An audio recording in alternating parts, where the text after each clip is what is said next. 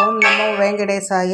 Chennai Stanley மருத்துவமனைக்கு 3 நிமிட தூரத்தில் நடந்து வரக்கூடிய பேரக்ஸ் தெருவில் அமைந்திருக்கக்கூடிய ஸ்ரீ ஆஞ்சநேய சுவாமி திருக்கோயிலின் திருப்பணி நிறைவுற்று கும்பாபிஷேக ஏற்பாடுகள் நடந்து கொண்டிருக்கின்றன. ஸ்ரீ ஆஞ்சநேயர், ரேணுகா பரமேஸ்வரி அம்மன், ஐயப்பன் 3 தனித்தனி சன்னதிகள் அனைத்திற்குமாக திருப்பணி நிறைவு பெற்றிருக்கிறது. நாளை 4/9/2025 காலை 7:30 மணி முதல் 9 மணிக்குள்ளாக அனைத்து சன்னதிகளுக்கான கும்பாபிஷேகம் நிறைவு பெற்று தரிசனம் அனைவருக்கும் கிடைக்கும். மாலையில் திருக்கல்யாண உற்சவமும் திருவீதி புறப்பாடும் நடைபெறும். திருவல்லிக்கேணி, காலடிப்பேட்டை உள்ளிட்ட பல திவ்ய தேசங்களில் இருக்கக்கூடிய ஸ்ரீவைகானச பட்டாச்சாரியார்கள் பங்கேற்று ஹோமங்கள் அனைத்தையும் நேற்று ஆரம்பித்து செவ்வாய் புதன் 2 நாட்களும் தொடர்ந்து நடைபெற்று வியாழக்கிழமை காலை நிறைவு பெறும்.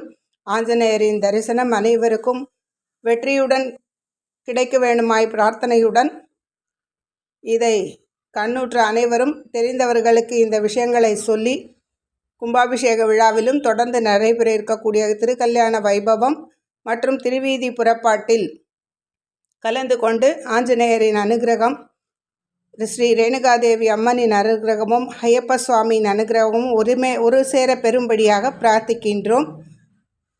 இந்த திருக்கோயில் சுமார் 100 ஆண்டுகளுக்கு முற்பட்டதான ஒரு பழமையான திருக்கோயில். இது சார்ந்த விருட்சங்களும் அதேபோல் மிக பழமையானவை. இந்த பழமையான திருக்கோவில்களை பாதுகாக்கும்படியான ஒரு நிகழ்வில் நாம் பங்கேற்று அர்ச்சகர்கள் சொல்லும் சங்கல்பத்தின்படியாக அனைவரும் தங்கள் கோத்திர நட்சத்திரத்துடன் பங்கேற்கலாம்.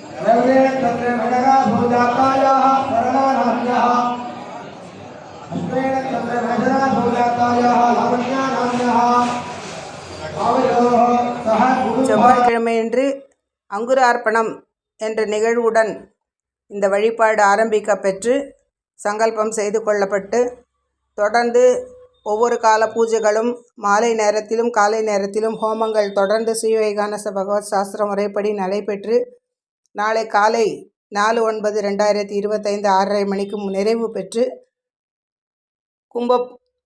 புறப்பாடாகி கும்பாபிஷேகம் நடைபெறும்.